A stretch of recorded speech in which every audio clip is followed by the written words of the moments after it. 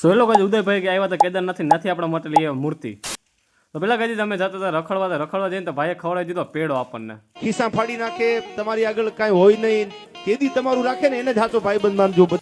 અમે ઘરે પીગા તો ઉદયભાઈ આવી ગયા કેદારનાથથી આવ્યા તો આપણા માટે લઈ આવ્યા આદિયોગીની મૂર્તિ અને કેદારનાથથી એકદમ સેમ ટુ સેમ એનું મંદિર. તો કરી નાખો કમેન્ટમાં હર હર મહાદેવ. પછી આપણે સ્કૂલેથી નીકળ્યા તો આપણે જવું તો ડાયરેક્ટ પ્રિન્સ સ્ટુડિયોમાં. આપણે પ્રિન્સ સ્ટુડિયોમાં આવી ગયા ત્યાંથી આપણે લઈ લીધો આપણા કાકા કાકીનો ફોટો. ત્યાંથી ફોટો લઈને આપણે ડાયરેક્ટ કિચન પણ આવ્યું સાથે ગઈ જઈએ. અને બહાર નીકળ્યો તો ગાઈ વરસાદ થઈ ગયો તો ચાલુ ગઈ જઈશ. સાલા ये दुख का खत्म नहीं होता बे. પછી આપણે બ્લેક બિલો રાણીને આપણે કરી દીધી ફૂલ.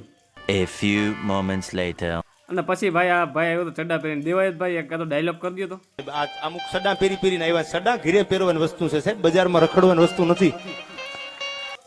પછી આપણો કાવ્યભાઈ આવ્યો તો કેટલા દિવસ પછી હોસ્ટેલથી ઘરે. તો આપણે એના માટે કરીને કે પાઉંભાજીનો પોગ. તો પછી આપણે ખાઈ લીધી પાઉંભાજી. તો તમને આ મારો બ્લોગ કેવો લાગ્યો મને કમેન્ટમાં બતાવી દો ને મને કરી નાખો ફોલો.